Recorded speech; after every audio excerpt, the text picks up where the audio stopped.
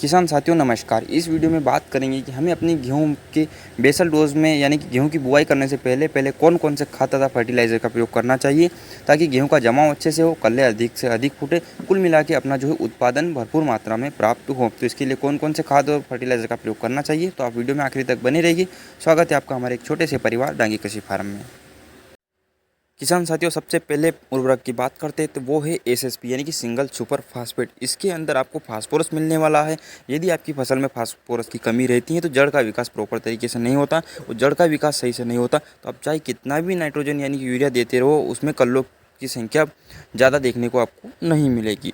दूसरा न्यूट्रिशन रहता है इसमें सल्फर। सल्फर दोस्तों जड़ से संबंधित तथा फंगस से संबंधित जो भी बीमारी होती है उसके लिए रोगरोधी क्षमता पैदा करता है और अपनी फसल में जो है गर्मी के प्रति जो है रोगरोधी क्षमता पैदा करता है। यानी कि आखिरी अवस्था में जब गर्मी पैदा हो जाती है, ज़्यादा गर्मी पड़ने लगती है तो जो दाने बारीक रह जाते हैं वो समस्या भी नहीं मिलेगी। दूसरी बात ये क्लोरोफिल के निर्माण में बहुत ही सहायक होता है। अगला न्यूट्रिशन आपको मिलने वाला है कैल्शियम। कैल्शियम एक ऐसा न्यूट्रिशन है जो मिट्टी को सुधारने का भी काम करता है तथा उसकी जल धारण क्षमता को बढ़ाता है और साथ ही साथ अपनी फसल की ग्रोथ को भी बढ़ाने का कार्य करता है। अगला न्यूट्रिशन एसएसपी में आपको मिलने वाला है जिंक।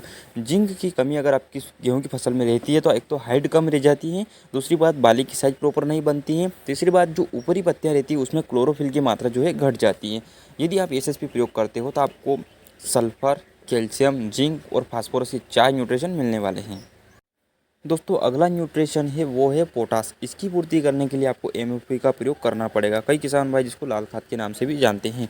इसके बाद आता है नाइट्रोजन। नाइट्रोजन की पूर्ति करने के लिए सभी किसान भाई जो है यूरिया का प्रयोग करते हैं, तो आपको भी सिंपल यूरिया का प्रयोग करना है, लेकिन ध्यान रखना है आपको जो बड़े दाने वाला यूरिया आता है उसका प्रयोग कर लेना है।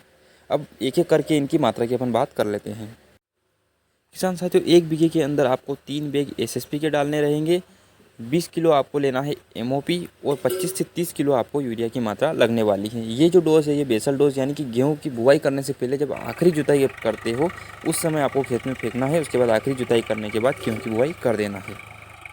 दोस्तों यदि आपके दिमाग में ये आता होगा कि हम सिंगल सुपर फास्फेट ही क्यों लें, एनपीके 12-32-16 तथा डीएपी जो 18-46 आता है इसका प्रयोग कर सकते हैं, तो बिल्कुल आप करिए, कोई दिक्कत नहीं है। लेकिन जो बेस्ट कॉम्बिनेशन था वो मैंने आपको बताया। यदि आप 12-32-16 डालते हो तो आपको जो है अलग से बेंटोनेट सल्फर डालना पड़ेगा। यदि डीएपी डालते हो तो आपको पोटास अलग से लेना पड़ेगा और सल्फर अलग से लेना पड़ेगा। फिर भी जिंक की पूर्ति के लिए आपको माइक्रोन्यूट्रिएंट अलग से डालना पड़ेगा। लेकिन जो बेस्ट कॉम्बिनेशन था वो मैंने आपको बताने की कोशिश करी।